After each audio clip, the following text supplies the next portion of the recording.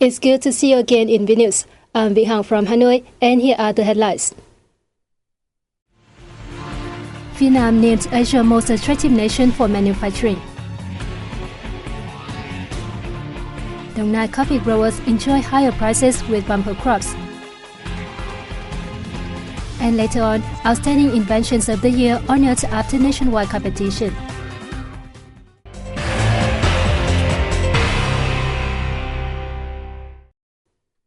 The Bank for Investment and Development of Vietnam, or BIDV, on November 22nd, officially launched its working team in the Russian market. The launching ceremony in Moscow was held on the threshold of an official visit to Russia by General Secretary of the Communist Party of Vietnam's Central Committee, Nguyễn Phú Trọng, from November 23rd. The event saw the presence of Vietnamese Ambassador to Russia, Nguyễn Thanh Sơn, BIDV Chairman Trần Bắc Hà, and representatives from Vietnamese and Russian businesses.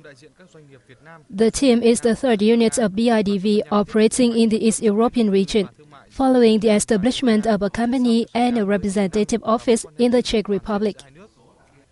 It aims to further promote trade and investments between Vietnam and Russia and assist Vietnamese businesses in increasing their exports and investments in this market. It will set up connections with local banks to provide timely support for Vietnamese firms, as well as update them on information on Russia's political and socio-economic situation. The working team was a preparation for the establishment of the BIDV representative office in Russia. Vietnam was chosen as Asia's most attractive nation for manufacturing, topping a survey on 20 countries for manufacturing on the continent. The award was presented at the Top Asia Corporate Bowl 2014, which was held in Kuala Lumpur, Malaysia on November 22nd.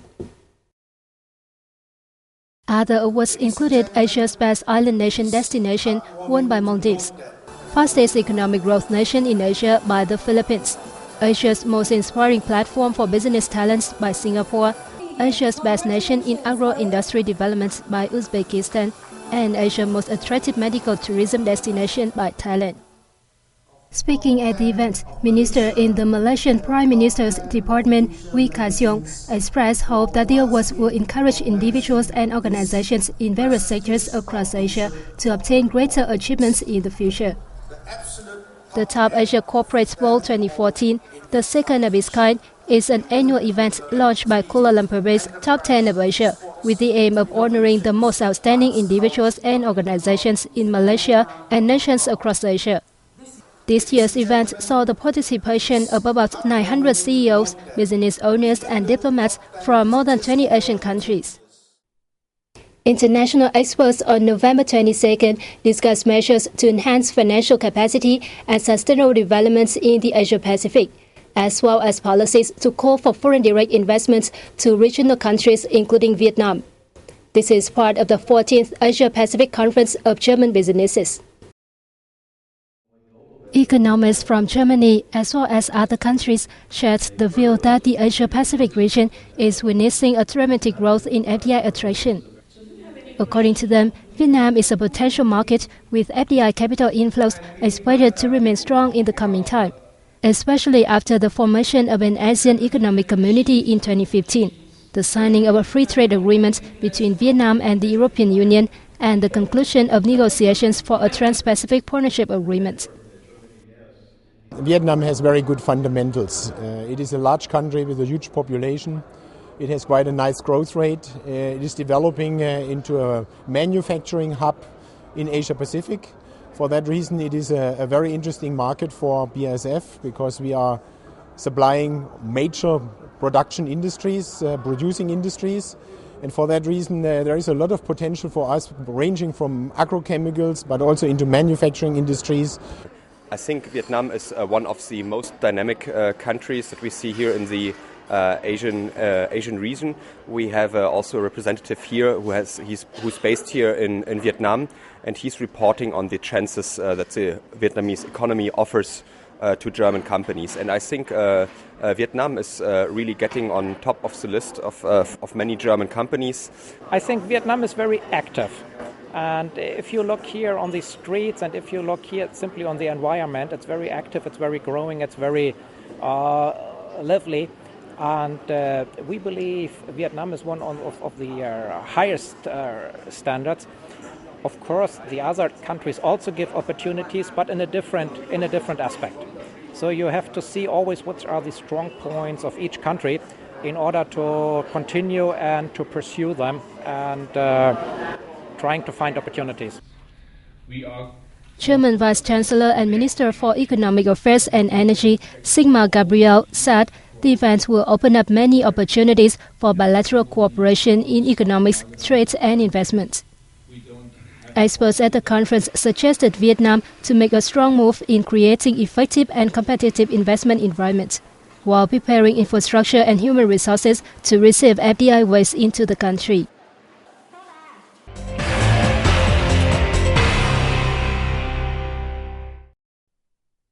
Coming up next, despite increase in production, Robusta coffee prices in the southern province of Dong Nai remain high during the harvest season, which began this month. This year's bumper crop did not drag down prices as last year. Prices for coffee beans traded at orchards are now around 40,000 to 41,000 dong, roughly 1.88 to 1.83 US dollars per kilogram, up by 2,000 dong per kilogram compared to last year. However, in spite of increased coffee prices and outputs, growers are still struggling due to high production costs, particularly for fertilizers and pesticides. Dong Nai province has more than 20,000 hectares of coffee areas, mainly in Xuân Lộc, Cẩm Mỹ, and Trang Bom districts and Long Khánh town. In recent years, provincial authorities have provided funds to facilitate the application of higher-yielding varieties and advanced technology in cultivation, as well as encourage large-scale production and better linkage between production and distribution. A program that highlights the green tourism in the Mekong Delta will take place in Cần Thơ City in April next year. Located between Tiền and Hậu rivers, the Mekong Delta comprises Cần Thơ City and 12 provinces. With a population of 18 million, the region boasts huge potential for tourism development.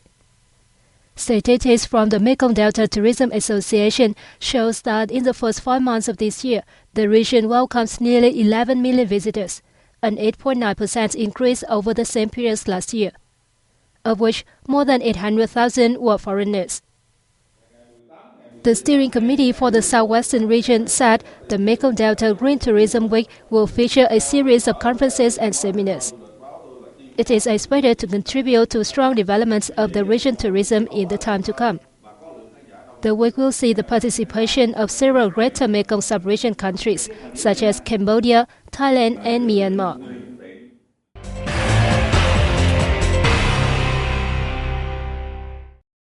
15 outstanding inventions were honored at the ceremony in Ho Chi Minh City on November 22nd, beating other 158 entries across the country in the 4-month competition. The competition was a joint effort between the Ministry of Science and Technology and the World Intellectual Property Organization, or WIPO.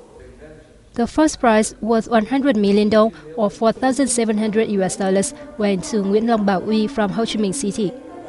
His creation of a special bed enables the changing of drops while motionless patients are still on it. The second runner-up was the Hanoi-based Blue and Green Environment Company with a wastewater treatment system, while a sewage classification and automation equipment brought the third prize to the Center for Environment Technology and Research and Development. The remaining were awarded with the consolation prizes. All finalist items are to be patented by the WIPO, which now stores approximately 80 million patents around the world. A photo exhibition featuring the beauty of Vietnam's 54 ethnic groups is underway at the Temple of Literature in Hanoi. We went along to take a look. The exhibition showcased 250 selected photos from a competition which drew the participation of 837 photographers nationwide, with nearly 11,000 entries. Entries were required to match with the competition's themes, including daily activities, productive labor life, tradition, custom, culture and custom of all ethnic groups in the country. Ethnic groups' culture has always been the favorite topics of artists, especially those in the northwestern, central highland and southwestern regions. The jury has put the quality of photos on top and selected the photos which highlighted the cultural characteristics of each region in the country. First prize was given to Trương Hữu Hùng in the central province of Bình Thuận with photo named Playing Together. 2 second and 3 third prizes were also presented at the opening ceremony on November 22nd. The exhibition will last until November 27th.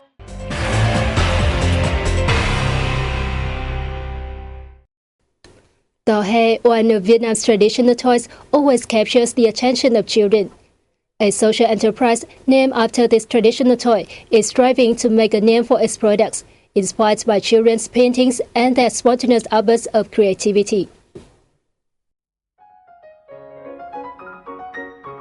Making tò he has a history of more than 300 years in Vietnam. Tò he figurines always gain the undivided attention of children throughout the country, thanks to its beauty and flexible shape.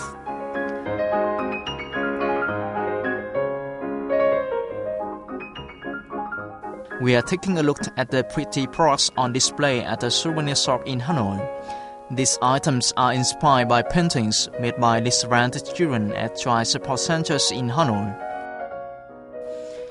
The shop is run by the Hanoi-based social enterprise Tò he, whose products mirror the sweetness of children's creativity.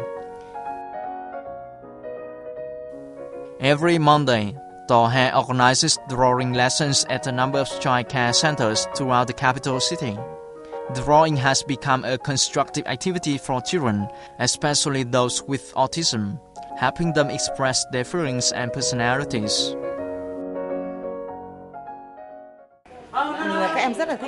The drawing lessons are really useful. The children here are extremely keen on drawing, and this helps control their behavior.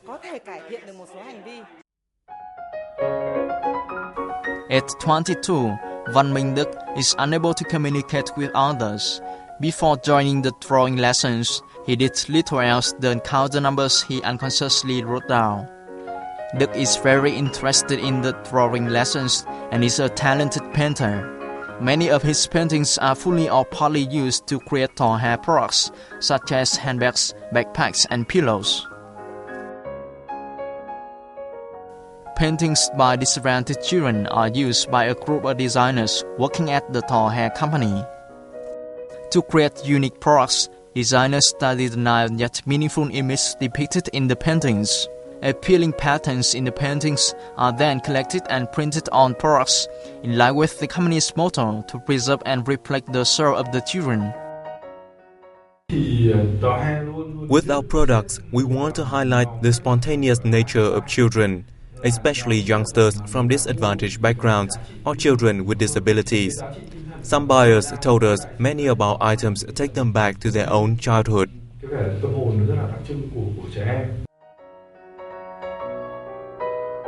Meeting the European Union standards on environmental protection and safety, the company's products are highly valued by customers thanks to their fun and unique designs. In addition to providing a safe space to play and offering mental support, the company often uses its profits to donate gifts and scholarships to unfortunate children. It also continues to expand its art classes in surrounding cities and provinces.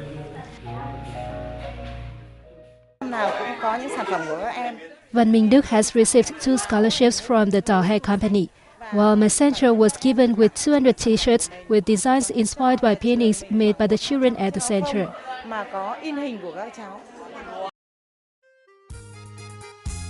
Tò he's products are now available on a number of foreign markets, including in Australia, Germany and Japan, helping international friends appreciate the beauty of Vietnamese youngsters' smiles, especially disadvantaged children.